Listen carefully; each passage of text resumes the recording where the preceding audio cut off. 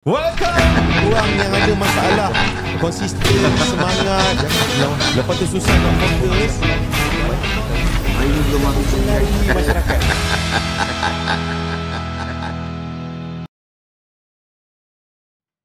Setiap hari ada banyak konten kat internet ni, berjuta-juta video. So kenapa awak nak kena stay tengok podcast ni?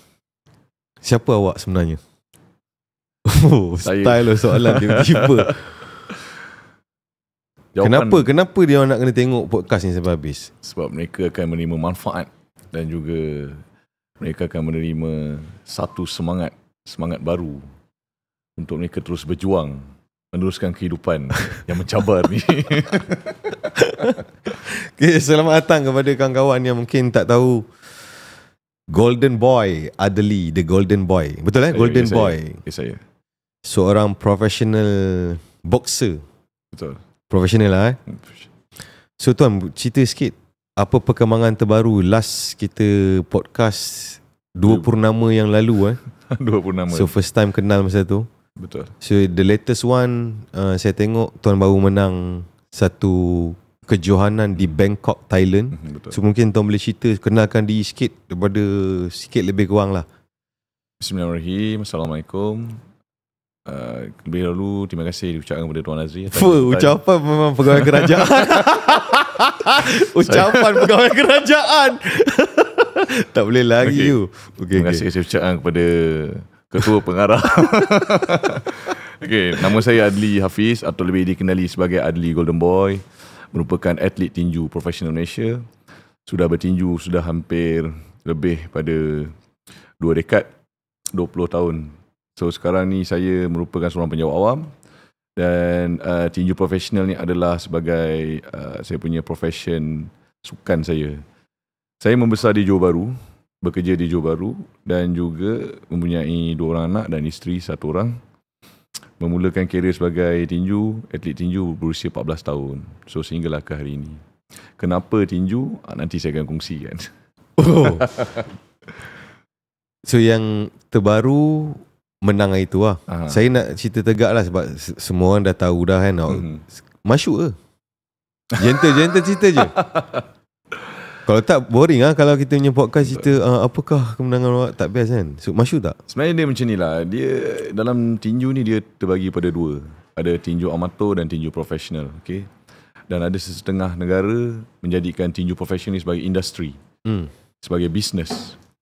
Okay, kalau kita tengok di rantau Asia Tenggara yang popular of course lah daripada Filipina, daripada Thailand. Kenapa saya memilih Thailand? Sebab satunya costing yang murah dan juga exposure sukan, populariti sukan tersebut. Okay, kita balik pada soalan tuan tadi, masyuk ke tak masyuk? It depends. Sometimes okay, sometimes kena keluar duit sendiri. Tapi bergantung kepada rating dan ranking petinju tersebut. Macam saya dah mempunyai rekod 15 kemenangan, 2 tewas. Sekiranya ada pencabar yang ingin mencabar, saya punya rate $7,000 ke $10,000. Oh, dolar. Ya.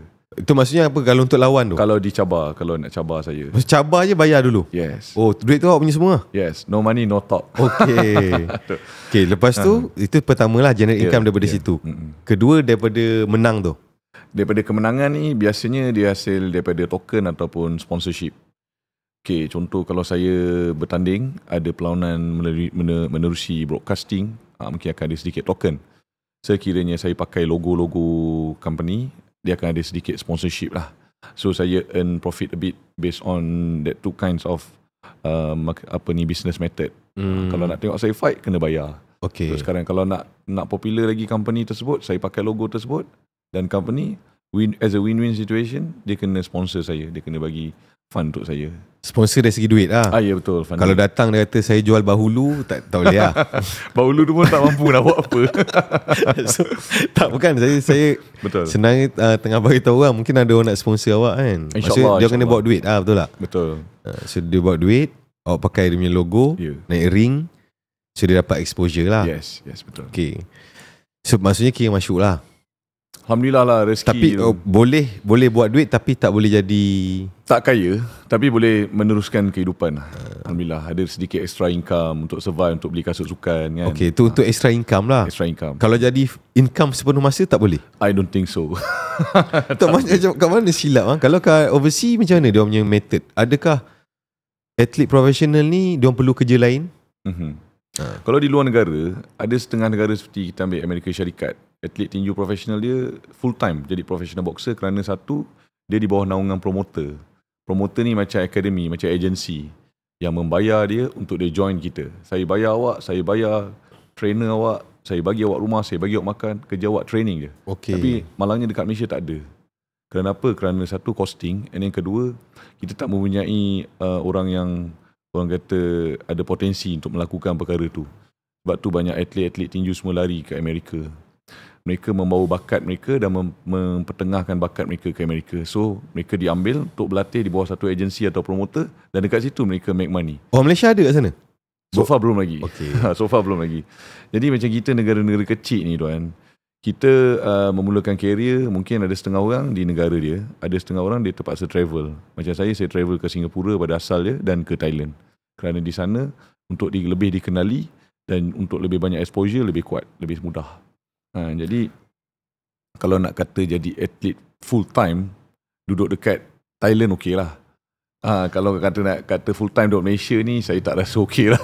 Okay, so apa beza kenapa Thailand kalau kita tengok macam kita panggil sukan pertahanan diri ni kan? Yeah. Macam combat sport kan, Muay Thai, boxing ada banyak lagi. Dan setahu saya waktu saya sekolah sukan tu, Thailand ni kalau kita orang pergi, dekat sana sekolah sukan dia beratus tu. Banyak. Kat Malaysia baru 2. Zaman tuan 2 je. Itu pun waktu makan tengah hari lauk makan ayam masak merah. Dan mikai. Waktu malam lepas prep ada bubur kacang hijau. Siapa? Okay. Itu best kan. So dia orang mesti kecil hati ni. Saya cakap benda betul lah. Sebab tu atlet macam mana terapung. Saya dulu tak tahu. Saya dah besar ni, saya gentle situ tuan. Benda-benda nutrition saya dah besar baru saya tak tahu. Betul. So apa tuan, based on tuan selalu kat Thailand macam mana Thailand ni boleh jadi dari segi sukan tu dia orang hidup tau? Ya. Apa tuan tengok? Pertama sekali support lah tuan. Support. Pasal negara dia ni memang dia tahu atlet-atlet ataupun rakyat dia memang kuat bersukan. Tak semestinya sukan combat. Kita bagi olahraga ke bola sepak ke, memang Thailand sekarang ni dah lebih maju. Kerana satu support. Bukan saya cakap dekat Malaysia tak support, tapi dekat Thailand dia support dari segi macam mana? Support sistem dia daripada kerajaan lah. Yes, daripada sekolah rendah, sekolah menengah, dah kerja, college, dah kerja, askar, army. So dia punya cycle dia tu, dia berpusing dekat situ. So dia dah ada direction. Itu in terms of like, kalau kita kata support system. Kalau dekat Malaysia, dia pergi kepada minat. Kan? Mula sekolah rendah minat nak main bola. Sekolah menengah jumpa tinju pula. Lepas tu pergi college dan jumpa girlfriend nak main sukan lain. So dia sendiri tak ada direction. Macam mana support tu nak datang? Tapi bila kita cerita support, atlet yang berbakat tidak dipandang. Kerana apa? Follower baru ada 10 orang. Jadi bila kita cerita follower baru ada 10 orang, and at the end of the day, apa win-win yang dia boleh bagi kat kita? Dekat Malaysia ni support tu ada. Cuma masalah tu kadang-kadang dekat atlet tu juga. Tak ada disiplin. Dekat Thailand dia tak ada choice. Macam tuan selalu cakap, apa pilihan yang kita ada? Berjaya atau tak? Nak berjaya, kena training kuat, jadi champion berjaya. Sebab dekat sana menang Olimpik, bukan duit saja bagi, rumah dia bagi, kerja dia bagi, keluarga semua ditanggung seumur hidup. Jadi siapa yang tak nak berjaya kalau dekat Thailand tu kan? Jadi itulah dia. Dari segi lifestyle orang Thailand tuan, adakah lifestyle dia orang memang sport ni? Okay, dia depends pada lokasi. Dia pun ada orang kawasan pedalaman yang susah, ada kawasan yang metropolitan. Dan saya lihat rakyat Thailand ni dia tak kisah. Kerja is kerja, tapi training is training. So dia pun tahu yang dia perlu survive. Kan? Ada setengah pagi kerja, malam fight Muay Thai. Dia boleh buat kerja lain, dia boleh pergi fight lagi. Sebab kalau pergi fight Muay Thai pun at least 1 minggu boleh dapat $1,000 ke $2,000. So kerja ni dah jadi part time dia. Setakat $500, $400, tapi dia fight Muay Thai $1,000, $2,000. That's why dia buat 2 profession, fighter and general worker. Tapi kat Malaysia kita tak boleh nak buat macam tu sebab kita bukan fight setiap minggu. Even saya sendiri pun fight setiap 3 bulan. Kalau fight setiap minggu, mungkin boleh pakai kereta Honda. Mungkin boleh pakai kereta pakai BM lah. Pakai BM kan. Benda tu tak berlaku kat sini. Sebab itulah, sebab saya pun kita datang daripada latar belakang sukan kan. Sebab manusia dia ada asas dia, iaitu meneruskan hidup. Betul. Bila ramai atlet, kenapa dia orang tak boleh teruskan? Sebab tak boleh nak survive. Betul. Nak tak nak, dapat offer kerja kerajaan, kena pergi lah. So, aku nak kahwin tak kan? Aku nak hidup, aku nak bina keluarga juga. So antara minat dan survival hidup, maksud itu cabaran dia. Betul. Dan mungkin saya tak tahu kat mana sudut dia. Kalau tuan andai kata dia berikan mungkin satu ruang untuk bagi cadangan, apa cadangan yang tuan rasa tuan boleh bagi untuk memastikan atlet ni dia menjadi satu benda yang dikejar, jadi satu selain daripada bidang profesional kita semula tahu kan. Atlet ni pun orang nampak satu profession yang boleh pergi jauh. Betul. Pada pendapat saya, dia kena ada macam satu kawasan yang memang melahirkan atlet dekat situ, kawasan tu. So kawasan tu kawasan yang tak boleh dikacau, kawasan yang berpagar, kawasan yang ada anjing tak boleh keluar. Kawasan yang ada full security, biar atlet duduk kat dalam tu. Sebab dekat Malaysia, atlet Malaysia nak kena train macam tu. Dia kena centralize. Dia kena isolate. Dia tak boleh tahu dunia luar. Bila dia tahu yang dunia luar ni mempengaruhi dia dengan lagi cepat daripada orang biasa. Sebab dia ada potential, dia ada strength, dia ada energy, dia ada nama. That's why saya tengok kebanyakan mereka separuh jalan. Kerana mereka dah menyedari ada potensi lebih besar lagi berbanding daripada dia jadi atlet. That's why saya cakap tadi tuan, kita kena isolate dengan mereka ni, duduk di satu tempat yang terpencil dan mereka dilahirkan train di situ. So dekat situ mereka akan lebih berjaya. Keluarkan dia punya distraction tu kan? Yes. Sebab kebanyakan atlet dipengaruhi oleh distraction, gangguan. Padahal gangguan yang tak ada kena-mengena dengan sukan dia. Kan? So, jadi dekat situ, ganggu fokus. Bila kita fokus terganggu, kita buat apa semua pun takkan berjaya, betul tak? Jadi pada saya, kalau nak buat betul-betul kat Malaysia ni, tuan, kita kena cari satu tempat, memang atlet semua akan duduk kat situ dengan coach dia. So, kalau dah habis tournament, baru balik. And then masuk balik. Dia macam training camp. Lagi satu sebab dia problem cash flow tu kan. Betul. Macam saya main bola tu. Kalau hari ni saya tak tahulah, saya dah lama tak follow bola kan. Saya tanya minat bola tim apa, saya memang tak follow lah.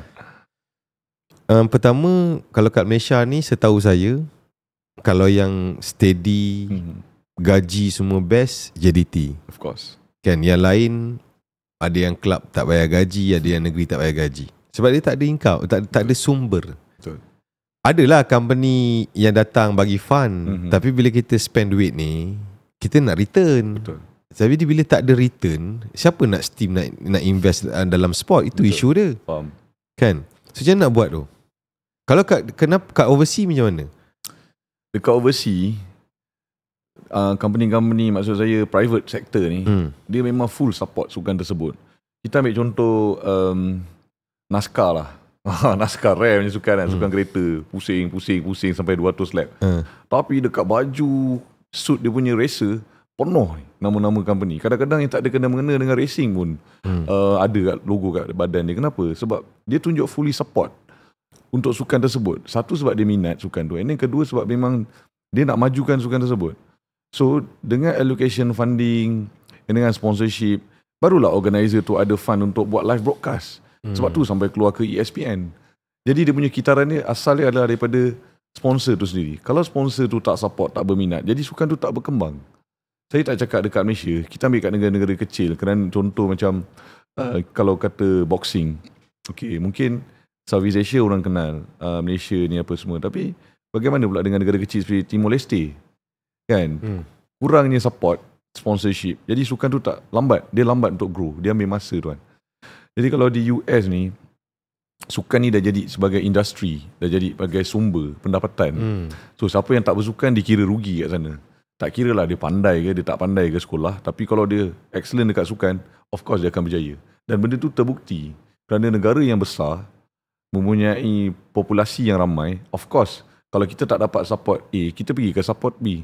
Tapi end of the day, kita bergantung pada support tu juga. Macam mana tuan cakap tadi, apa in return yang dia dapat? Betul.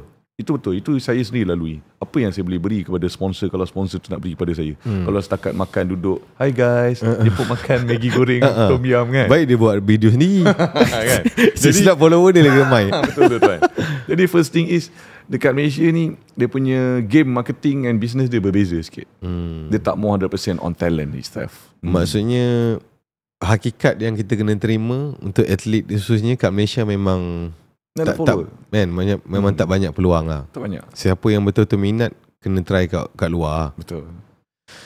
Dan mungkin bola 1-2 kelab je lah, 1-2 team. Yang lain semua hidup segan mati tak mahu. Dan saya pun ada ramai kawan-kawan kan, yang yelah macam masing-masing, bayangkan daripada kecil hamburkan hidup ni terhadap sukan. Penyudahnya aku nak teruskan hidup itu yang buat kerja macam-macam. Betul. Macam tuan sebab ada sambung belajar kan. Alhamdulillah sambung belajar. Tuan master InsyaAllah. Dengan nak buat PhD tahun ni insyaAllah further terus.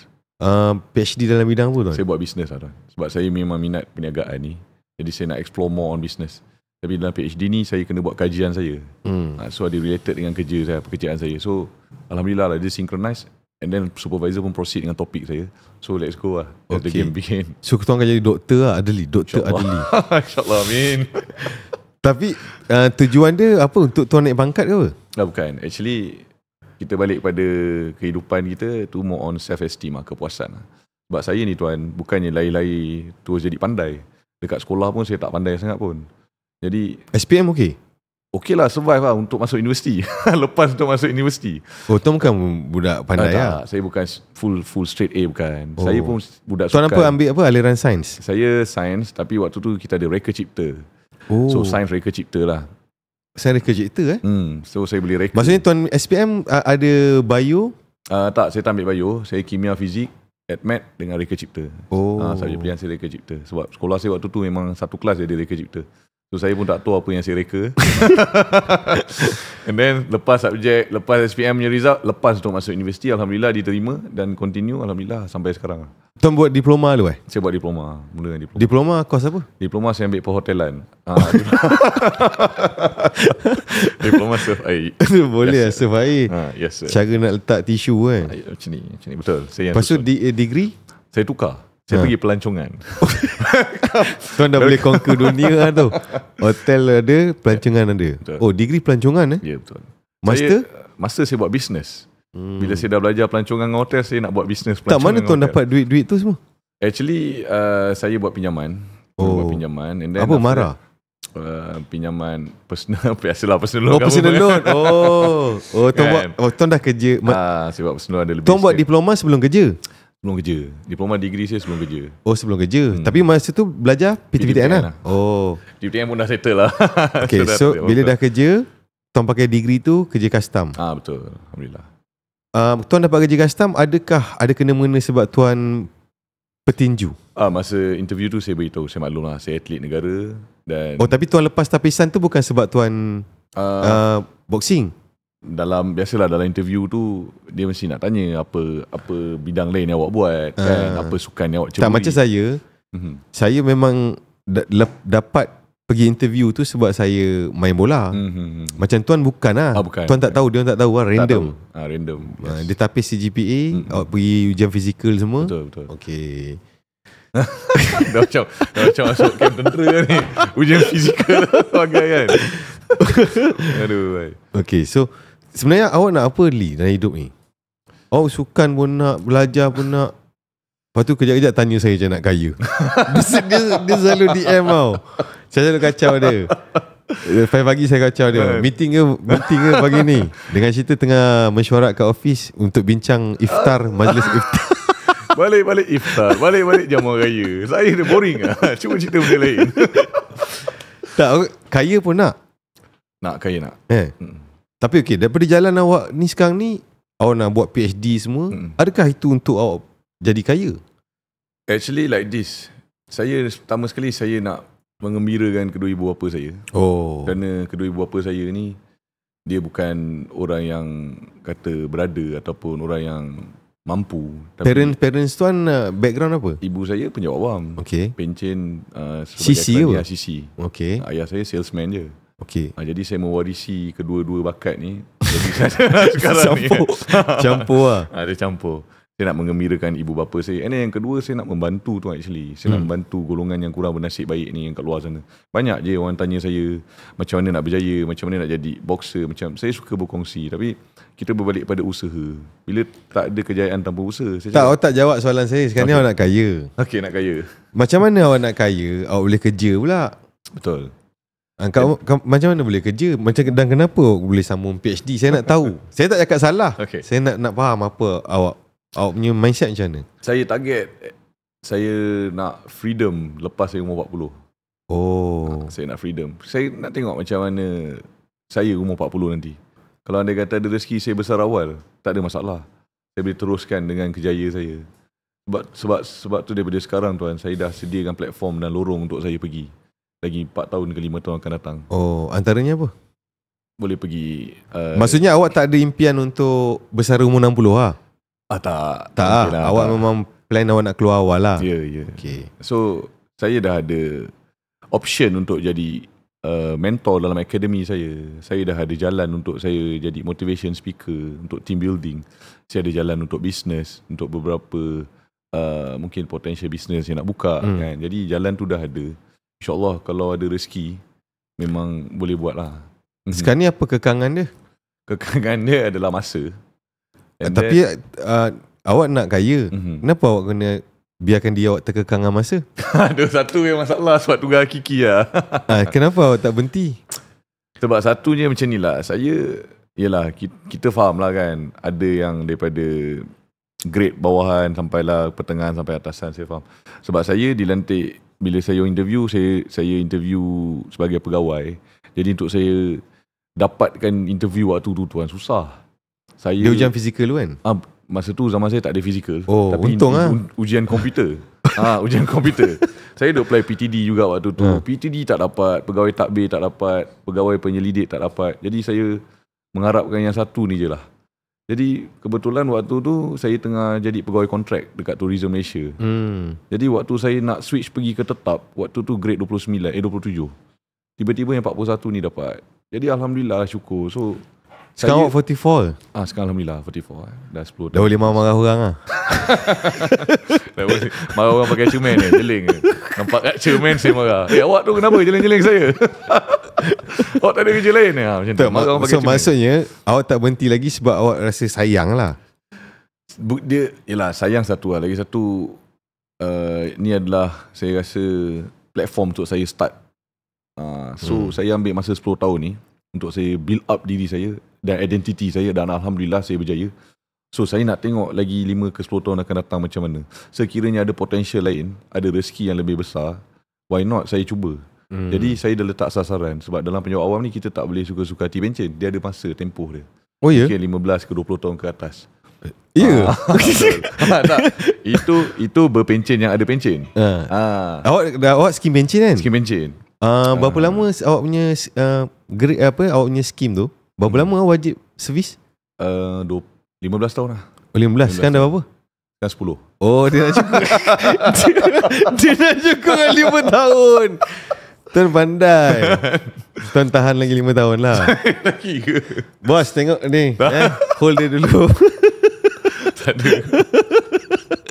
Tak apalah, at least tak macam ni, tujuan dia supaya ramai audience kita yang tengok kan. At least mungkin dia boleh belajar macam mana orang lain plan hidup dia.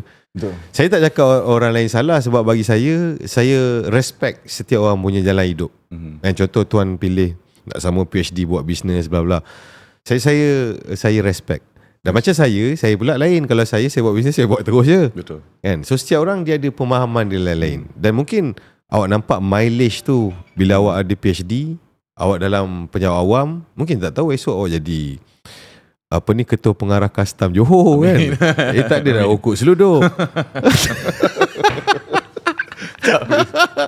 Sebab awak atlet kan. Jadi awak punya tegas tu mungkin lain lah terhadap benda-benda okok ni. Betul. Okay. So apa sekarang ni plan, mungkin ada yang tak tahu awak ada buat akademi lah. Betul. Akademi tu kat mana dan macam mana? Kenapa awak buat akademi tu? Okay, yang seronoknya bila jadi seorang atlet ni tuan, mesti soalan-soalan orang sekeliling akan cakap, nanti dah bersara nak buat apa? Nak bersara, nak jadi coach ke? Nak bersara lepas tu jadi apa? Habis. Jadi saya nak tunjuk dekat orang sekeliling bahawa bila saya bersara besok, saya ada generasi saya akan mengganti dengan saya. Sebab tu waktu tu saya ada idea untuk cetuskan akademi saya ni. Actually dia just suka-suka je.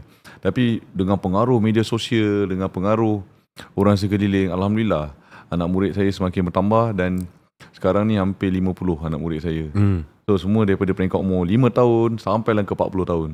Jadi belajar tinju lah. Belajar tinju. Actually, kalau dia nak join, mungkin ada yang tonton dia kat Johor. Pada yang nak join dekat Johor Bahru, Golden Boxing Club di City Plaza Johor Bahru. Okay, nanti saya akan letak link kat bawah. Boleh. Berapa yuran dia tuan? Yuran dia tak mahal, RM100 sebulan. Okay. Untuk knowledge dan juga experience. Tu dah boleh tumbuk lah tu? Dah boleh bergaduh lah? Saya akan tunjuk sistem yang betul untuk dia jadi seorang petinju yang berjaya. Okay. So, seterusnya, awak biasa kat atas ring tu bertinju lah. So bertinju ni memang tujuan dia sport lah. Sport, yes. Bila last tumbuk orang kat jalanan? Ada tak pernah tumbuk? Tak pernah. Tak pernah? Tak berani. Sebab ada orang dia dah nak belajar bertinju ni sebab nak pukul orang. Boleh je tu? Ada orang macam tu. Tapi bila dia masuk ke dalam sport, gym saya, dia masuk di dalam team saya, soalan pertama yang saya akan tanya dia benda tu. Adakah awak belajar tinju ni sebab awak nak pukul orang? Kalau awak belajar tinju ni sebab awak nak pukul orang, awak ada nampak itu pintu, awak go stand, awak balik. Ada ke yang macam tu? Ada. Ada yang belajar sebab dia nak pergi fight minggu depan. Lepas tu dia join sebab dia nak belajar, sebab dia nak pergi fight. Sebab konon-konon dia nak bekalan untuk dia. And then end up dia fight pun, dia pun tergolek juga. Jadi saya cakap dekat anak murid saya semua, saya cakap dalam perjalanan hidup ni tak ada shortcut. Kena trust and enjoy the process. Dan paling penting sekali niat. Kalau awak datang dengan niat awak nak pukul orang, that means dekat dalam tu ada sifat dendam. Jadi bila sifat dendam, awak takkan ikhlas pun buat benda tu. Jadi saya banyak brainwash mereka dan mereka pun alhamdulillah lah sedar dan kembali ke pangkal jalan. Okay. So dengar guys, Adli bawa tinju ni bukan, dan sport pun sebenarnya bukan untuk kita. Tidak. Sebenarnya self control tu adalah bukti kekuatan kan. Betul. Bukan bila kita nak pukul kita pukul. Yang kuat adalah kita boleh pukul tapi kita pilih untuk tidak. Betul. Itu kuat sebenarnya. Betul. Sabar.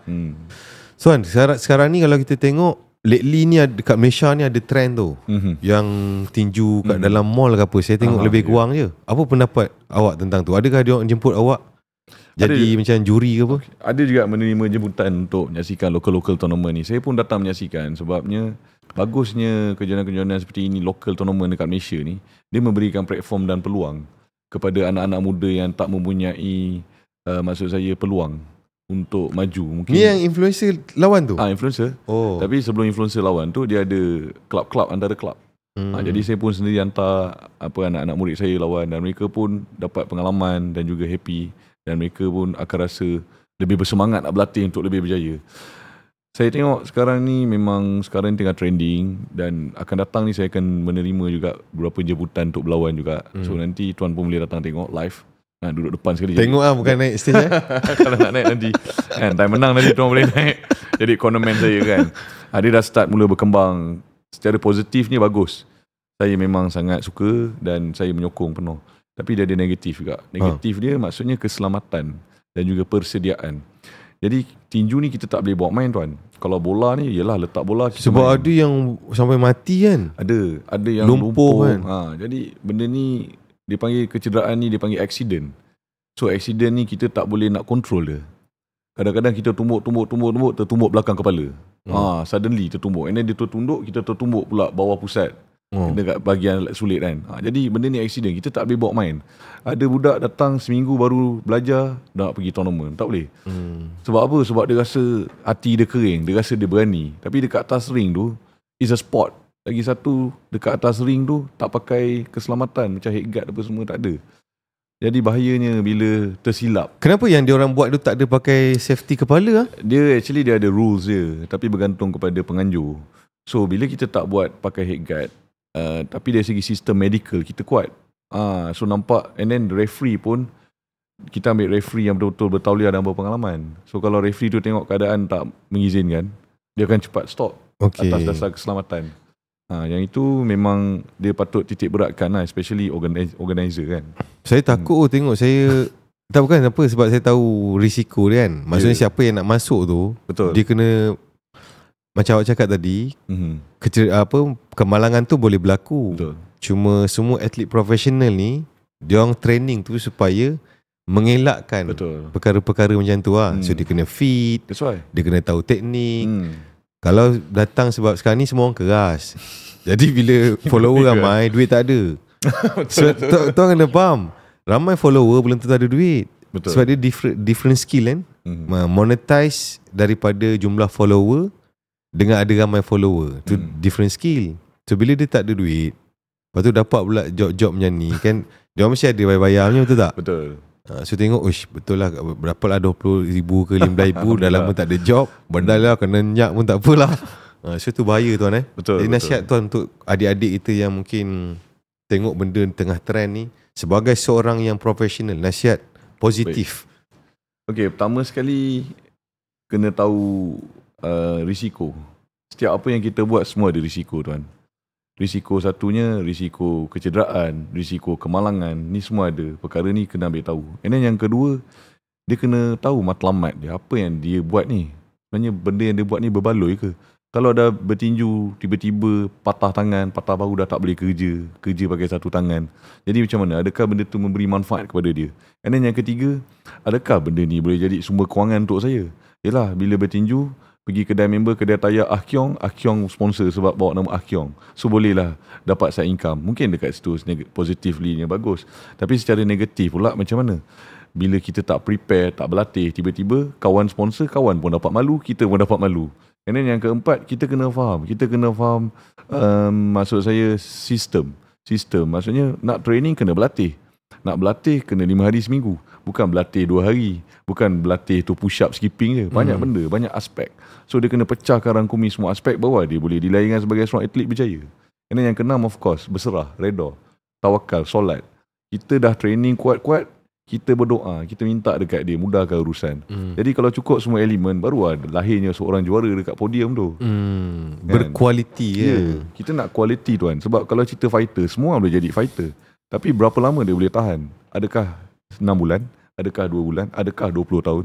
So bergantung kepada beliau tu sendiri, dia tu sendiri.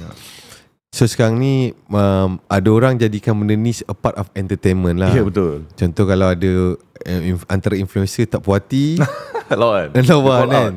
Itulah saya tengok. Saya nampak tu sudut tu bahaya sebenarnya. Betul. Paling teruk pun mungkin main bowling, aku tak apa lagi kan. Lawan bowling tu kalau melibatkan fizikal ni, sebab benda tak jadi lagi. Betul.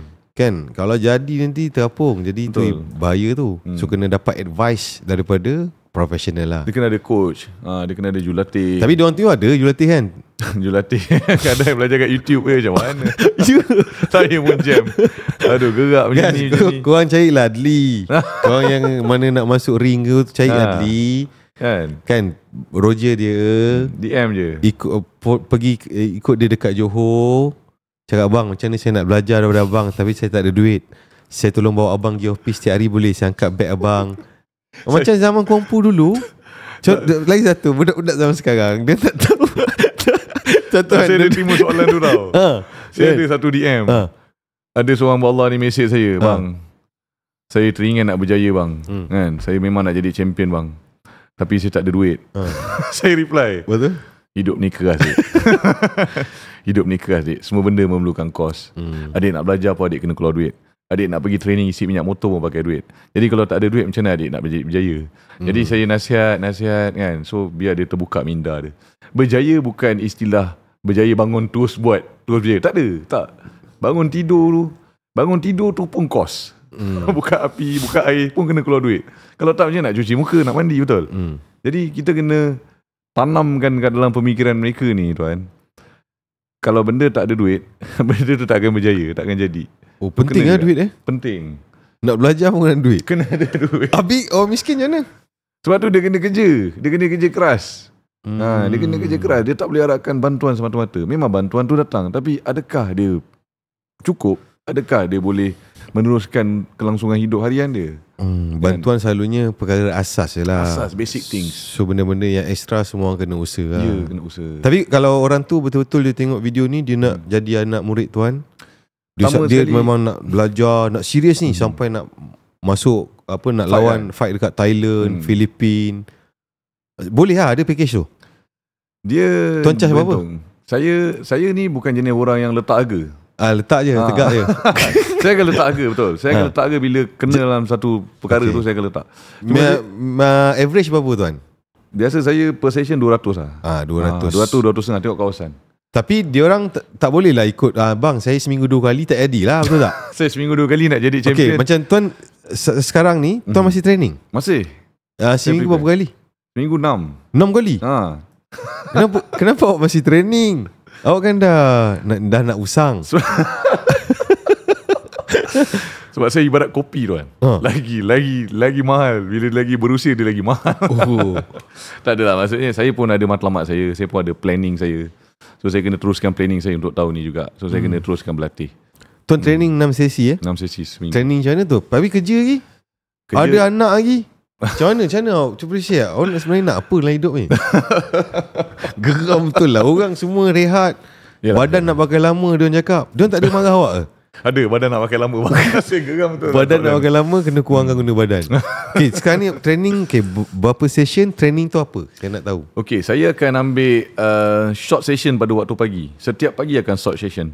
So saya akan buat Isnin, short run 30 minit. And then pergi kerja. Pukul apa start? Saya akan start 5.30 pagi. Ush, tak ngantuk ke? Memang saya kena tidur awal. Kalau saya tidur lambat, memang saya takkan boleh bangun awal. Okay.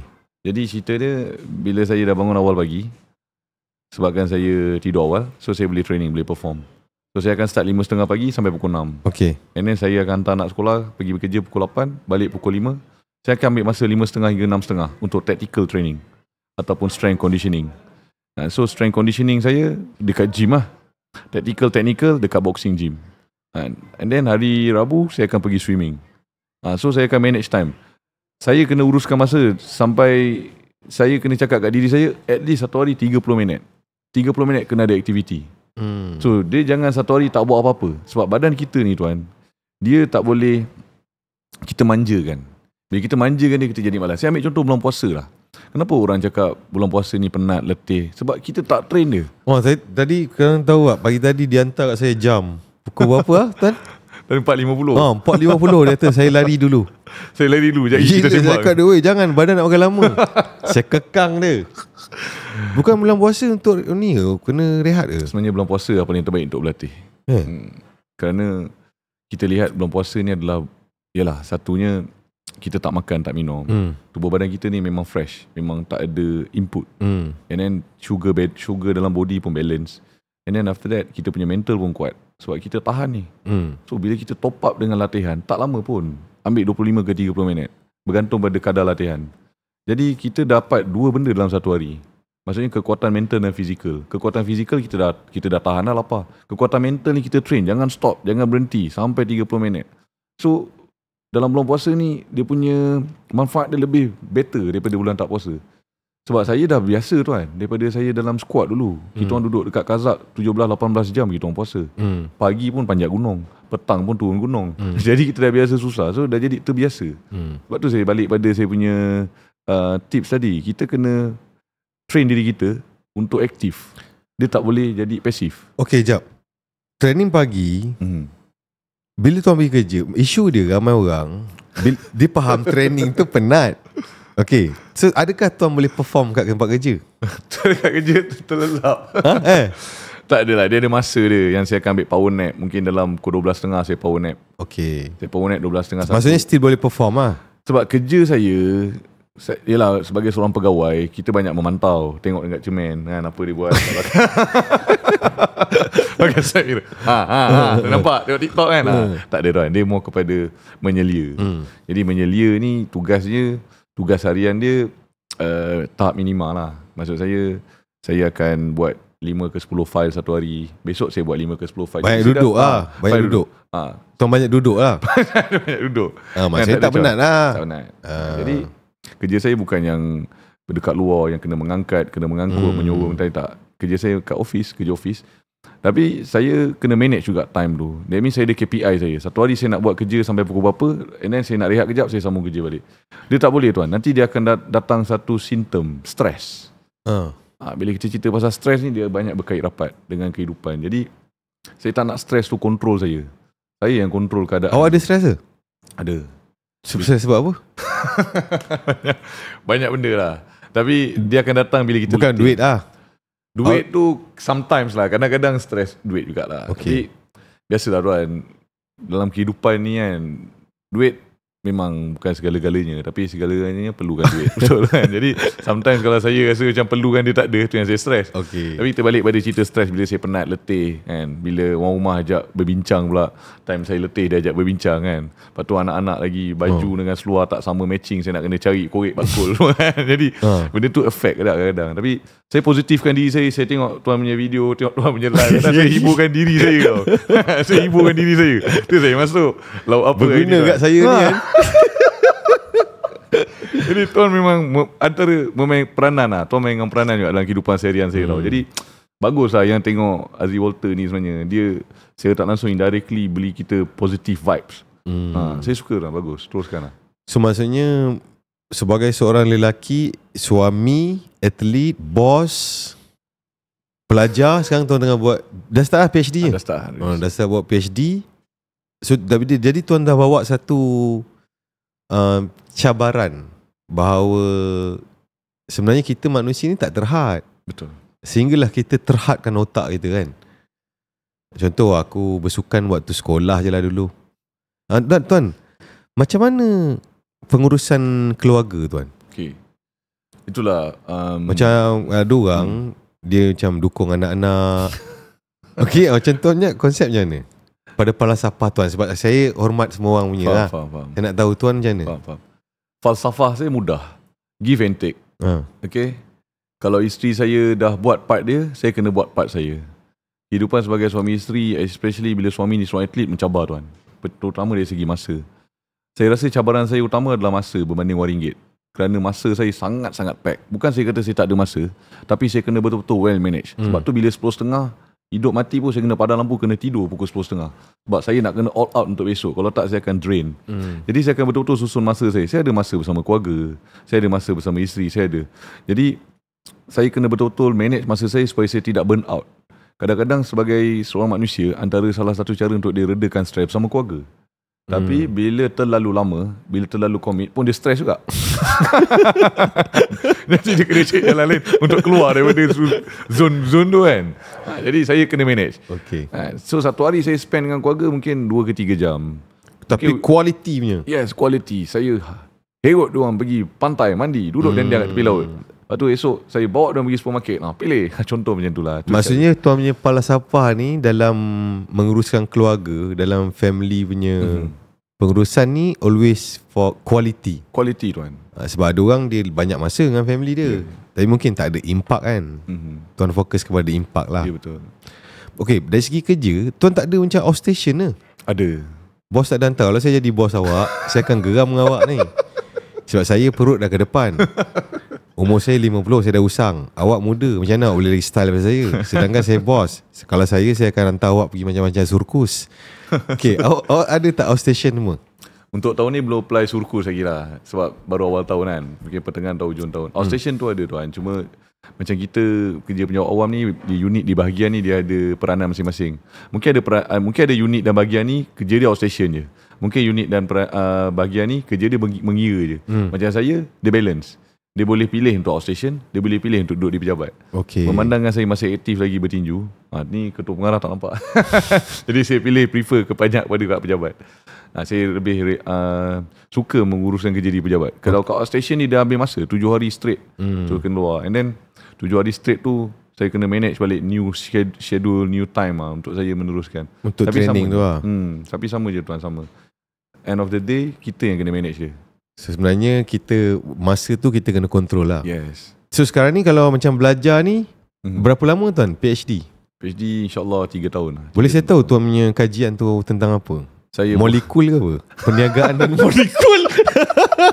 Apa? Saya buat kepuasan pelanggan terhadap restoran dan kafe yang mengenakan cukai. Itu saya buat. Yang relate dengan awak punya tugas lah. Sebenarnya saya jumpa ada pelanggan tak puas hati. Kenapa harga mahal? And then yang pemilik pula pun tak puas hati. Kenapa dikenakan charge macam ni? So saya akan elaborate dalam study saya tu kenapa, why. Saya akan buat kajian lah, tanya, ya bang, saya akan buat kerja-kerja lama kita akan buat interview. Kita akan buat. Berapa lama? 3 tahun InsyaAllah. Yang tu kena bayar yuran? Yang tu bayar yuran, tapi saya ada apply beasiswa je lah. Berapa tuan? Kalau untuk PhD biasa kurang lebih 25,000 lah. 25,000? Apply beasiswa apa? Saya ada beasiswa untuk penjawat awam ada. Ada dekat JPA ada. Untuk siapa yang penjawat awam yang nak buat PhD. Tapi kena buat full time. Full time kena cuti lah. So nanti. Kenapa tak buat full time? Sebab satunya masa lah. Masa saya and then komitmen. Sebab dekat Johor ni PhD tak ada. Dia kena pergi Shah Alam. Jadi saya kena jumpa lecturer saya Shah Alam tu. So kalau saya part time mungkin sebulan 2 kali. Kalau full time dia kena every week. Kalau dia full time belajar, kerja tu gaji jalan ke? Gaji jalan. Kalau dia apply cuti, gaji jalan. Itu kelebihan penjawat awam ni sebenarnya. Dia support lah dari segi mana-mana pegawai yang nak sambung belajar. Tapi kelebihan untuk yang pegawai lah. Yang mana bawah, sorry Ada juga. Yang bawah nak kena pakai duit sendiri lah. Ada juga, ada support lah. Tapi dia punya inklusif dia tak macam pegawai lah. So yang kerja kerajaan kena, yang mana kerani sambung belajar PJJ, pentadbiran awam CGPA 2.2. Zaman saya dulu semua sama belajar diploma pentadbiran awam. Semua betul CGPA 2.3. Betul apply SPA tengok kena compete dengan ramai orang tak dapat. Walaupun dah pakai KPSL pun tak lepas. Nasib lah. Nak tak nak, no place for average lah. No place. Kau buat PJJ ke apa, kau kena always kena top lah. Betul. So Lee, so hari ni awak dekat KL, daripada Johor drive jumpa tuan ni. Datang daripada tipu. Padahal dia jemputan berbuka puasa. Dia nak lalaikan masa dia ajak saya jumpa. So dia akan ajak sembang. Jumlah tuan kita sembang. So tuan adakah sekarang ni masih lawan lagi dengan cerita yang akan datang ni? Akan ada lagi InsyaAllah pada bulan Mei nanti saya akan mengharungi 2 perlawanan. Jadi bila dan di mana saya akan post kat social media saya nanti. Yang tu boleh bagi tahu perlawanan dengan lokal ke? Ada perlawanan international, dan tapi yang menariknya perlawanan tersebut di Malaysia. Pada yang nak menonton saya live, yang tengok tu, yang berminat, mari kita penuhkan stadium. So untuk tahu maklumat nanti korang boleh follow Adli punya media sosial. Tuan ada TikTok kan? Ada. TikTok berapa follower? Baru 50, average 50,000. 50,000? Lebih kurang. Okey. Alhamdulillah. Lepas tu lagi kat mana media sosial? Instagram berapa follower? 59,000 je. 59,000. Saya nak 1 juta nanti. Tak, okey. Sebenarnya apa yang tuan buat ni mencabar banyak pemahaman manusia. Patutnya bila orang dah break logik tu dapat attention. Macam mana tuan tak boleh dapat attention tu? Adakah tuan soal membosankan konten? Jom lari. Boleh tak saya nak tahu? Tak adalah saya buat hari ni guys, saya ada dekat kedai makan mi hong goreng. Saya tak buat macam tu. Saya tak nak buat. Saya jenguk tengkuk saya. Tak. Saya actually konten saya mau kepada kesedaran, membina semangat, and at the same time konten saya memberikan maklumat dan platform kepada society. At the same time saya juga menunjukkan lifestyle saya, dengan siapa saya berjumpa, dengan siapa saya. Kenapa orang nak kena follow awak? Sebab satunya mereka kena tahu bahawa saya Adli Golden Boy, atlet tinju profesional Malaysia yang memang betul-betul compete dalam professional boxing. Champion lah, senang cerita. Itu bonus lah tuan. Dan yang kedua, banyak manfaat yang saya berikan sebab saya ada boxing academy saya. Jadi bila saya berkongsi kepada anak-anak murid dalam academy saya juga berkongsi kepada public dekat luar sana. Dan yang ketiga, of course, dunia zaman media sosial ni semua benda nak tengok benda-benda yang viral. Jadi ada sometimes saya buat konten yang viral, so orang pun automatic follow. Oh ya, viral apa contoh antaranya? Contoh macam baru ni yang isu yang case Beyond Combat Indonesia kan. Banyak orang petik nama saya pun, saya keluar satu video pun viral kan. Oh, sebab satu apa? Indonesia tengok. Sebab apa? Waktu tu petinju Malaysia semua kalah ramai kan. Seorang je menang. So Saya pun cakap tak apa, kita tunggu, nanti kita revenge. Jadi diorang semua panas untuk marah kan. Asal yang dekat yang Beyond tu tuan tak masuk? Saya menunggu dia punya offer lah. Tengok apa offer dia. Kadang-kadang macam tuan cakap lah, offer tu tak kena dengan value kan. Itu yang budak-budak ni tak faham. Yes. Ramai yang komen, bang masuklah masuk ni. Banyak. Tanpa teguk korang baru tahu. Jadi saya susah value tu dia ni kerja kerajaan. Ada bini, ada anak. Kalau pergi dapat RM60,000, baik dia duduk JB je. Korang faham? Do you understand? Aduh. Budak-budak ni diorang tak faham. Jadi awak kena didik lah. Ya betul. Maksud awak kena at least ni kalau Indonesia tu offer yang best sikit lah. Kan, tapi insyaAllah kita adli ramai supporter. InsyaAllah, amin. Okay, so bila tuan akan stop bertinju ni? Ini memang soalan berat ni tuan. Soalan ni berat. Tadi tuan cakap lain kat belakang kamera. Baik tuan bagi tahu balik. Tuan rasa macam dah slow, macam dah tak ada jiwa je. Kenapa berlaku benda tu? Dia bukan slow tak ada jiwa tuan. Saya dah melalui proses yang saya dah accomplish semua mission saya.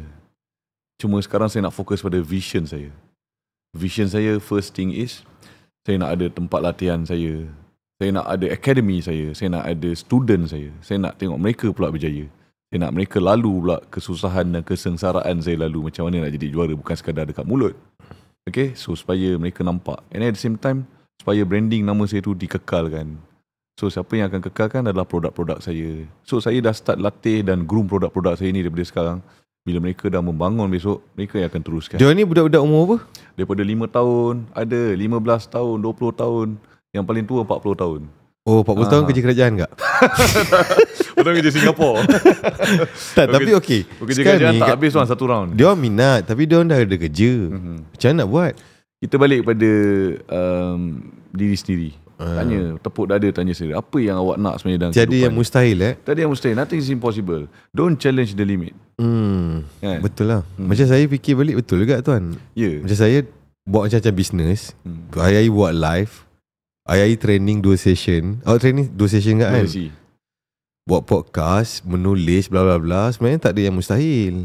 Betul. Kan? Yang penting kita nak je. Betul. Ada family juga. Tapi bagus, so kena tunjukkan, kita kena cabar, bagi tahu orang semua kan bahawa kau boleh buat better sebenarnya. Betul. Mungkin kadang-kadang dah penat. Kalau tengok balik kau buat apa penat. Kebanyakan 24 jam. Tidur dah contoh 7-8 jam. Mungkin 6 jam. Lepas tu banyak duduk. Tiba penat. Tiba-tiba penat. Tuan rasa sebab penat ke lesu tuan? Bukan. Itu sebab diri sendiri. Sebab diri sendiri tu weak. Kalau kita banyak duduk dan kita rasa petang-petang tu penat, sebenarnya dia penat ke atau apa? Sebab dia banyak duduk. Sebab bila darah kita duduk, tak lancar ke apa? Bukan darah tak lancar. Maksudnya dia dah train diri dia untuk santai, untuk berehat. Lebih pada 24 jam, lebih pada 365 hari dia duduk. Jadi dia sendiri cakap dia tak ada masa untuk bersenam. Padahal depan rumah tu playground, depan rumah tu track, stadium. Dia boleh buat. Tapi dia memilih jalan. Tu pilihan dia. Tuan, maksud kenapa dalam masyarakat kita agak kurang tentang healthy lifestyle ni? Kenapa? Okey. Pertama sekali, tuan setuju ke? Saya setuju. Saya setuju 100%. Kerana saya sendiri praktikkan benda tu. Saya berlatih seorang diri. Saya berlari, jogging. Kalau tuan tengok kiri kanan, orang kita tak amai Tak ada. Kenapa? Kerana satunya sikap. Okey, yang kedua circle. Pergaulan, percampuran. Jika circle dia ke arah kesihatan, of course dia akan berdaya hidup sihat. Dia akan teruskan dengan kehidupan lebih sihat. Tapi kalau circle yang unhealthy lifestyle, so dia akan teruskan kehidupan dengan jadi unhealthy lifestyle punya person. Macam saya tak tunggu dua-dua ni. Saya bangun, saya dah set nak tidur, saya dah lipat baju, kasut, stoking, saya dah siap. Besok aku tahu aku kat track. Itu je. Saya bangun, saya mandi, siap tu. Tak, sekarang tuan tak jawab soalan saya. Okay, baik. Kenapa orang kita kurang benda-benda yang melibatkan fitness ni? Tuan rasa kenapa? Sebab satunya manfaat, benefit. Okay. Masalah orang kita ni, bila dah sakit, bila dah kena penyakit tu, baru sibuk nak cek ubat penawar, baru nak start pergi gym. Sebab saya dulu bekas jurulatih fitness di gym juga. Oh. So banyak klien-klien saya semua yang obesity, yang nak turun berat badan. Tapi saya bantu mereka berjaya turun. Tapi lepas mereka turun, mereka hilang. Hilang ke mana? Hilang daripada ke mamak balik. Hilang daripada radar gym. Jadi bila saya jumpa balik 2-3 bulan, dia dah naik balik badan dia. Saya tanya kenapa? Sebab dia just pergi gym tu untuk matlamat dia nak kurus, sebab mungkin dia nak berkahwin, nak muatkan, nak pakai baju kahwin. Mungkin sebab dia kecewa sebab dia di reject. Revenge. So bila dia dah handsome sikit, dia mula ada girlfriend. Bila ada girlfriend, bila enjoy, dah gemuk balik, jumpa saya balik. Jadi end up saya ni ibarat macam kalau bahasa putih je, witch lah, ahli sihir. Jadi magic, kurus. Tapi kita balik pada yang tadi tu tuan. Sebenarnya dia bergantung kepada diri kita sendiri untuk memilih. So dia adalah pilihan. Gym dekat Malaysia ni banyak. Gym RM10 ada, gym RM20 ada, gym RM160 pun ada. Yang pakai tin Milo pun ada, yang masukkan simen tu. Jadi sebenarnya banyak pilihan. Jadi kita tetap pilih untuk duduk, untuk sugul, untuk termenung. Kenapa? Sebab tak ada kesedaran ke dalam kita punya budaya? Kesedaran tu dah ada. Kesedaran tu di sekeliling kita semua dah ada. Siap ada signboard, siap keluar dekat FYP. Baru ni orang marah tuan. Orang marah Dr. Doktor pasal buka puasa mana manis kan. Orang marah Dr. kata. Tu yang takut tu. Marah sebab buka benda manis-manis. Tapi hakikatnya hari-hari perkena air jagung. Jadi dekat mana dia punya kemarahan dia tu? Dia selalu di tempat betul ke tidak? Itulah sebenarnya kita nak mengajak kepada perkara positif sebenarnya. Betul. Cuma mungkin saya tak nak, saya rasa ada orang dia tak boleh relate tuan. Sebab setiap orang dia ada level hidup masing-masing kan. Mungkin macam kita blessed sebab daripada awal kita terlibat dengan sport. Betul. Walaupun miskin, tapi sport tu dia adalah waktu tu, itu je peluang hidup. Betul. Mungkin ada orang dia tengah susah, jadi dia tak nampak antara aku kerja lah, buat apa suka-suka ni sebab nak survive hidup. Tapi sayangnya adalah kalau dia tak jaga kesihatan dia, dia tak boleh kekal lama, tuan setuju? Betul. Dia punya endurance tu dia tak lama. Kadang mungkin boleh 3 hari kerja, 2 hari cuti. Sebab badan kong pun ada juga, sebab tak fit kan. Betul. So kalau adalah satu mungkin nasihat, kenapa orang awam kena menjadikan bersenam ni sebagai gaya hidup, ibarat makan dan minum, kenapa tuan? Kerana pertama sekali, kesan dia tak ada pilihan. Kalau dia tak exercise, hari-hari dia makan, defisit kalori dia tinggi, dia akan mengumpul penyakit dalam badan. Dekat Malaysia ni, saya tengok 3 serangkai penyakit yang selalu kena. Kencing manis, darah tinggi dengan jantung. Dan banyak saya jumpa kematian mengejut disebabkan jantung. Kerana apa? Kerana bila kita hari-hari makan, kita tak jaga makan, dia akan jadikan darah kita ada kolesterol. So, kolesterol tu yang akan buat jantung tersumbat. And then yang kedua, kita terlalu terdedah dengan air-air manis, teh tarik kan, and then air berkarbonat. Jadi bila kita tak kontrol, dia akan menyebabkan gula dalam badan tu tinggi. Sebab kita tak gunakan gula tu. Jadi apa input yang masuk dalam tubuh badan kita, kita kena gunakan, kita kena bakar balik. Sebab tu orang cakap dah makan bakar. Bukan dah makan bakar apa, bukan. Masuk bakar tu, terms tu, gunakan tenaga dan input yang kita dah masukkan. Ini tak, hari Isnin Maggi goreng, hari Selasa mi goreng, Rabu kuih tiaw goreng. Bila dia repeat benda tu dalam masa 1 bulan, memang naik. Sebab naik 1 kilo bersama dengan 7,000 kalori. 7,000 kalori kita kumpul 2 hari je dah naik 1 kilo. Tuan faham tak? Jadi dia sendiri yang pilih untuk makan. Kemudian dia tak pilih untuk bersenam. Dia nak bersenam bila dia rasa doktor cakap anda telah menerima penyakit. Saya ada berita yang tak baik. Hasil daripada pemeriksaan kesihatan, tuan terkena penyakit diabetes. Time tu, apa dah jadi dunia ni kan. Jadi sebenarnya berbalik kepada individu tu tersebut. Sama ada dia nak get fit ataupun tidak. Tapi bayalah tuan, sekarang banyak mati mengejut ni muda-muda. Kan? So itulah. So lepas ni balik Johor. Balik. Hari ni tuan training, petang tak training lah? Mungkin hanya disebabkan buka puasa, mari buka puasa tuan tinggalkan training. Ini disiplin tu cakap. Tak, kita manusia kan. Kita manusia, kita bukan robot. Maksudnya tuan skip lah training? Hari ni saya rest day lah. Okay. Rest day. Untuk makan-makan. Iftar Ramadan. Okay. Jadi seterusnya tuan punya planning untuk menggunakan media sosial Dari segi bekerja tu, ada kekangan ke daripada pihak atasan tentang penggunaan media sosial dan sebagainya? Sekarang ni tak ada. Cumanya jangan posting perkara yang banyak melibatkan hal kerja kan, especially macam saya pada uniform ni kan. Jadi tu banyak posting yang saya tak banyak menunjukkan saya tengah bekerja. Tapi sebenarnya tengah bekerja. Namun hakikatnya ramai yang nyangkakan saya ni tak kerja. Tapi kita tak tunjuk, kita tak perlu tunjuk. Kita just buat kerja kita, kita tahu apa kita buat, and then matlamat kita apa tuan. So support daripada jabatan pun sangat baik, dan alhamdulillah lah masih kekal sampai sekarang. Yang penting lagi 5 tahun bersara sebagai Dr. Adli, the golden boy. Amin. Saya akan tinggalkan jabatan. Tapi itu tuan plan je plan. Kan tiba-tiba lepas 5 tahun tuan naik pangkat. Mungkin tak tahu tu saya cakap tuan di ketua pengarah. Amin. Ketua pengarah apa dia? Terus 3 Berapa gaji? 20 kan? Basic. Lama nak tunggu Lama. Tapi kerja memang macam tu kan. Progression. Semua orang kena faham. Kadang-kadang adik-adik dia tak faham tuan. Betul. Bila dia nak dapat duit banyak, dia kena faham kerja memang lambat. Sebab tu kena manage keuangan. Jangan buat loan berat sebelah kan. Angkasa, loan komputer semua. Loan telefon kan. Yang baru ni yang 4,000 punya awam kan. Yang kena apa ni? Muflis. Lifestyle lah tuan. Terlalu terikut dan terikat. Lagi satu sebab dia untuk orang kerja, macam tuan okey lah, tuan ada macam-macam kan. Alhamdulillah. Ada orang dia tak tahu cara lain untuk dapat duit tuan. Melainkan dia kena tunggu gaji. Betul. Jadi tiba-tiba berlaku sesuatu dalam hidup dia. Nak buat apa ni? Dan kita memang diprogramkan minda kita, kalau tak ada duit kita kena buat apa? Pinjam. Pinjangan siapa? Bank. So itu dia berlaku. Betul. Sebab tu antara salah satu saya punya kerja, saya pun ada berniaga kat tau. Saya buat Walter University tu. Ajar orang macam mana nak sambil-sambil kerja, macam nak tambah income. Guna platform online. Hari ni semua orang ada handphone. Betul. Kan? Saya kalau pegang phone tuan, saya boleh tulis beribu-ribu patah perkataan dan saya boleh publish kat media sosial. Betul. Dan saya boleh generate income.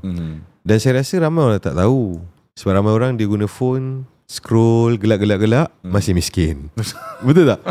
Scroll, lepas tu lagi teruk, marah-marah. Marah Azri Walter, marah-marah, masih miskin. Betul. So why not kawan dengan Azri Walter, belajarlah macam mana nak guna media sosial Tuan nak tanya kan pasal tu? Betul. Apa nak tanya? Sebab Kodak ada lagi. Macam mana kita nak expose more dekat media sosial supaya lebih dikenali dan supaya kita punya, maksud saya, value tu akan lagi increase, tuan?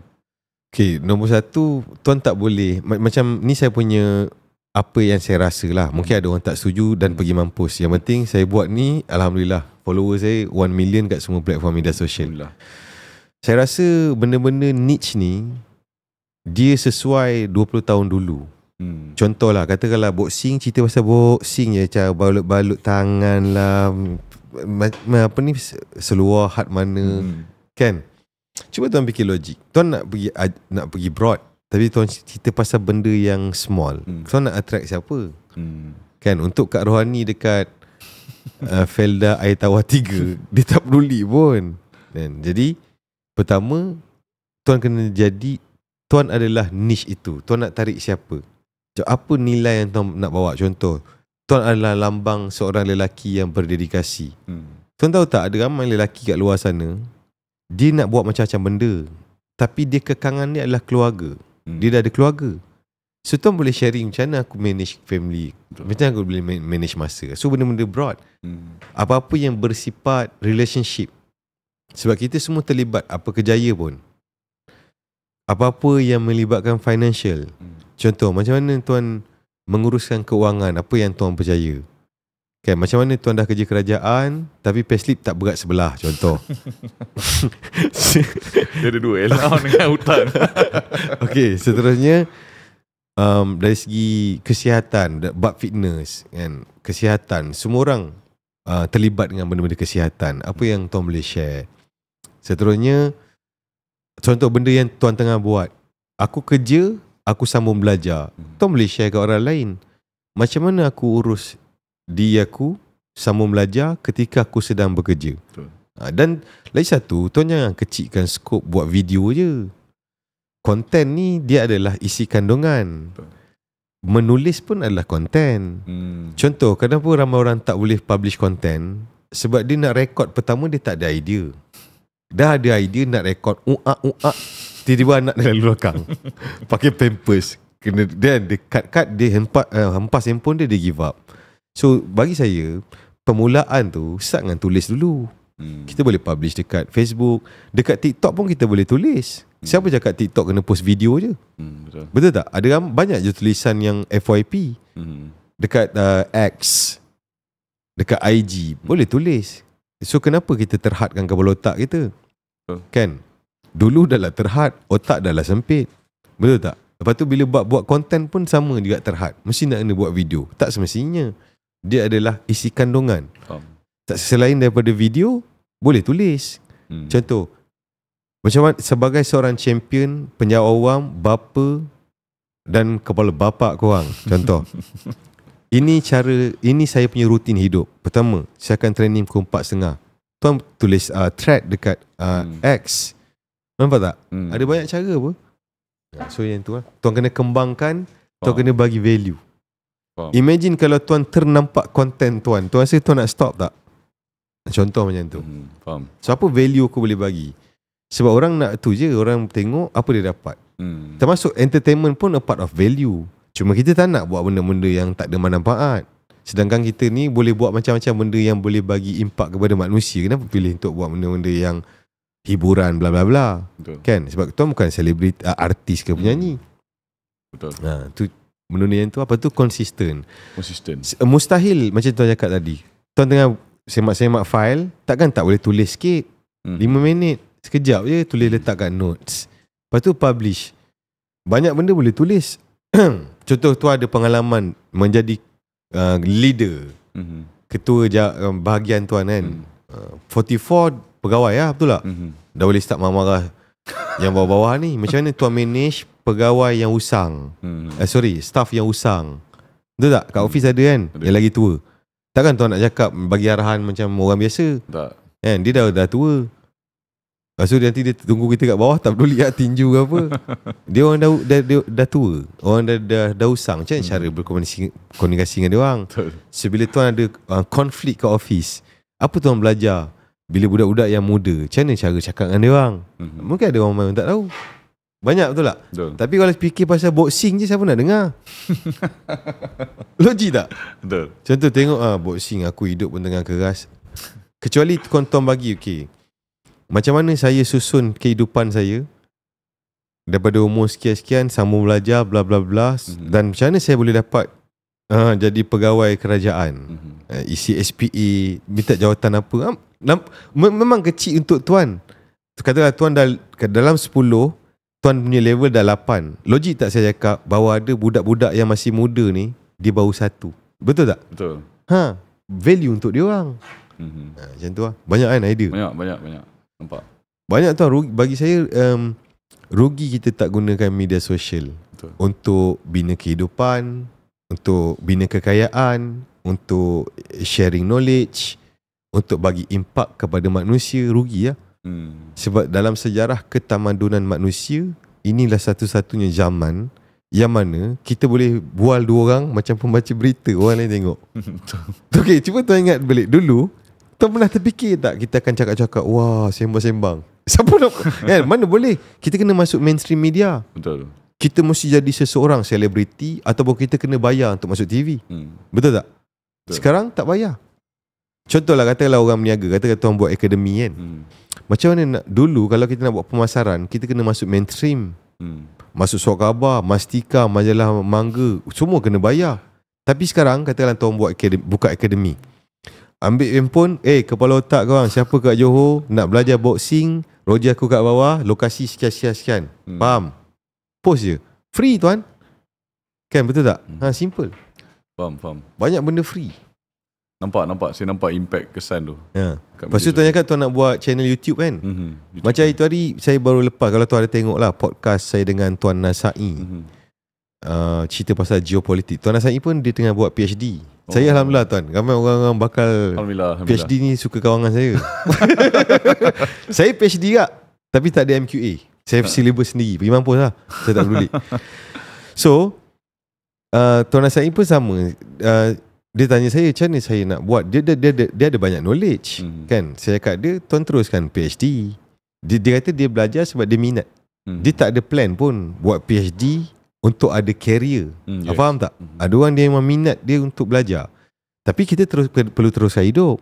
Betul. So saya cakap dia gunakan knowledge tu, publish dekat YouTube, sharing pasal ilmu geopolitik. Tu tuan boleh dapat income daripada monetization. Betul. Lepas tu next tuan boleh buat program, boleh tulis buku. Lepas dia jumpa saya, dia terus buat channel dia. Sebelum tu dia tak ada channel. Sekarang dah mungkin 10,000 subscriber kot. Ya ke? Hebat.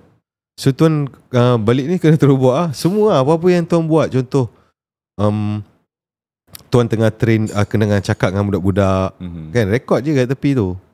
Rekod, post je. Lepas tu tak payah nak semak-semak, nak edit apa benda bagai apa semua, sebab kita belum ada sesiapa kan. Publish je. Yang penting post je sesuatu. Faham. Sebenarnya kalau kita fikir balik, tak ada orang peduli pun pasal kita punya editing. Kan, sebab apabila kita punya isi kandungan terlalu bagus, orang dah tak peduli pasal benda-benda lain. Betul. Tetapi kalau kita punya isi kandungan biasa-biasa, so kita memerlukan unsur-unsur luar seperti editing. So begitulah konsep dia. Faham. Betul. Tuan boleh tulis buku. InsyaAllah. Asal tak tulis buku? InsyaAllah. Memang dalam perancangan. Saya terus dah siap dah buku tuan. Tuan boleh tuan susun je satu hari, aku nak start daripada mana. Tulis satu buku, Adli the Golden Boy. Semua cerita pasal tuan tu daripada kecil bla bla bla, tuliskan jadi buku. Baik. Lepas tu sekarang dah senang. Kita macam AI tu jadi kita punya hamba abdi je. Betul tak? Dia tolong execute. Kita yang bagi dia prompt. So AI hanya berfungsi kepada orang-orang yang memang kepala otak dia function. Siapa yang benak, datanglah AI macam mana pun, dia mesti benak macam biasa. Simple je, sama macam internet. Datangnya internet, media sosial. Kalau orang tu dia tak reti nak fikir, nak guna benda-benda ni, so internet dan media sosial tak boleh menjadikan dia apa-apa. Sama macam AI. Faham. Menarik AI. So boleh je nak tulis buku. Tuan tulis apa, first chapter apa. Tuan yang kena bagi dia, aku ni siapa. Tuan kena train AI tu supaya dia kenal. So supaya next tu kita tak payah nak fikir dah untuk betulkan ejaan ke apa ke nak sunting ayat ke. Simple tak? Betul. Baik. Okay, lagi soalan? Tu je. So YouTube ni kita make money daripada monetization lah. Dan untuk orang yang ada income lain, okay. Kalau orang tu memang dia betul-betul nak jadi YouTuber, nak make money, mungkin dia akan tenggelam dalam 2 hari, dia dah give up lah. Sebab berat, terutamanya kat Malaysia. Kita populasi 34 juta je. Betul. Kita tak macam orang kat US ataupun kat Indonesia. Dan kalau orang Mat Lasih, bila dia orang menggunakan bahasa Inggeris, so dia ada banyak kelebihan. Betul. And macam kat Indonesia, walaupun dia menggunakan bahasa Indonesia, tapi rakyat dia sendiri dah 300 juta, 400 juta. Macam Malaysia 34 juta je. Yang follow kita pun 600 orang dah mati. Lagi 300 orang password dah lupa. Lagi 200 dah clash dengan girlfriend dia take over account. Kita pun rasa shock sendiri, 50,000. Rupanya dalam 3 orang yang hidup mati. Punya friend ada 3 je. Betul tuan. Dan bila kita post content, media sosial ni, dia adalah platform ni bisnes. Contoh katalah tuan owner TikTok. Tuan nak bagi ke dia orang semua ni kaya tanpa tuan dapat benefit? Tuan spend billion ni untuk develop apps ni. Betul tak? So bila kita publish content, so dia akan bagi lebih kurang kepada 5% follower kita je. Sebab apa? Sebab dia nak kita mula guna iklan berbayar, supaya kita mula bayar untuk dapat reach tu. So imagine kalau kita dah audience kita kecil, jarang post content. Sebab tu masih miskin sebagai content creator. Macam tu. So kena buat banyak. Lepas tu along the way tu kena gunakan iklan berbayar. Semua ni saya ajar tuan dalam Walter University. Tuan dah masuk belum? Walter je belum. Walter je belum. Tuan nanti masuk je kan je kad terus kau hidup macam biasa. Duit pegawai tak rasa tu. Murah je, baru RM50 sebulan.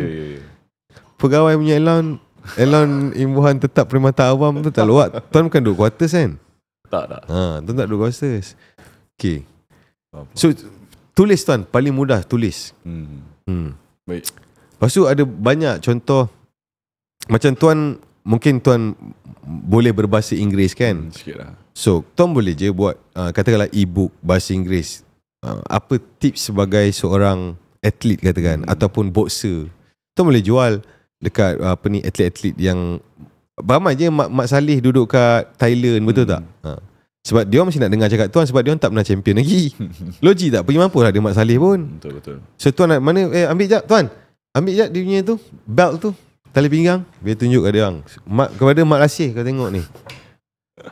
Ni yang warna hijau ni adalah yang paling tinggi lah. Okay.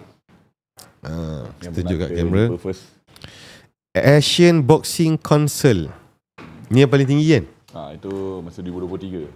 23. Dia tinggi sebab apa tuan? Dia sanction, dia ada sanction dia. Okay. Macam paling popular WBC lah. Okay. So WBC ni ada 2. Okay. Ada 2 WBC. So, ni ABF. Ni? Ni ABF. Yang baru tu? Ni yang baru menang bulan 2 hari tu. Tuan tu ada 3 je? Kat rumah ada lagi 3. 6 lah? Total 6 lah. Okay. Faham? Do you understand? Okay, jadi kepada kawan-kawan, follow Adli. Sebenarnya follow Adli ni tak sebenarnya kau minat boxing. Kau follow dia sebab dia adalah seorang lelaki yang cekal. Kan? Dia lelaki yang cekal. Dia dah kahwin. Dia sambung belajar. Apa lagi? Dia training setiap hari. Ada anak. Cekal guys. Macam mana dia boleh buat semua ni? So kau kawan dengan dia. So kau akan belajar macam mana dia buat. Okay. Follow dia. Channel YouTube apa? Adli Golden Boy sama. Sebab kalau tuan nak monetize, first kena ada 4,000 watch time. Betul. Dia orang kena tengok. Cakap dia orang sampai juling biji mata tengok. Support sikit. Kepala otak betul kan? Lepas tu subscribe. Baik. TikTok apa nama? Adli Golden Boy sama. Adli Golden Boy. IG Adli Golden Boy. Facebook ada? Ada Adli tapi Golden tak Boy. post konten lah. Facebook kurang sikit lah. Sebab apa? Account reach dia tu tak wide macam TikTok. Sebab tuan tak konsisten. Ramai orang macam tu. Reach kepala warna apa? Sebulan post 1. Macam mana kita nak? Saya punya page 500,000 follower. Boleh je? Okay. So kita tak boleh tuduh sebelum kita buat. Betul. Hanya disebabkan beberapa orang buat tak okey, kita anggap tak okey. Okey, dan Facebook boleh monetize tau. Ramai orang marah-marah saya kat Facebook, saya dapat duit. Okay. Dia tak faham. Dia marah-marah kat komen, saya dapat lagi reach. Setiap kali orang tengok video, lalu iklan kat tengah tu, saya dibayar dalam USD. Tu saya cakap saya ada PhD dalam bidang saya. Hebat. Saya PhD je adalah macam mana nak buat income setiap denyutan nadi. Dan sekarang kita tengah podcast dalam Min Coffee, 2 dalam 1. Okay, so saya ambil podcast, promote dia, saya promote coffee shop saya. InsyaAllah kita dah ni kat Sungai Buloh, dan kita dengan sekali Empire Sport. Ada jual kasut, barang-barang sukan, jenama loto, Kronos, Ambro, Teva dan sebagainya. Okay, so itu saja kawan. Okay, terima kasih kawan-kawan. Jangan lupa sebarkan saya punya podcast ni. InsyaAllah kita akan jemput. Adli ada bagi cadangan, kita akan panggil atlet-atlet negara yang pernah capai satu tahap. Betul. Dan kita boleh ambil juga yang mana wakil sekolah dulu simpanan pun kita akan ambil. Kongsi kan pengalaman. Kongsi macam mana wakil sekolah pun boleh simpanan. Macam mana awak boleh buat select. Tuan wakil sekolah kan? Okay. Tapi first 11 lah. First 11. Okay. Sebab kalau tuan wakil sekolah bola simpanan, kita akan cancelkan podcast. Jangan marah tau. Okay, dan kita nak tahu macam mana dia orang lalui hidup. Ya, betul. Tolong buat kawan-kawan punya air sirap.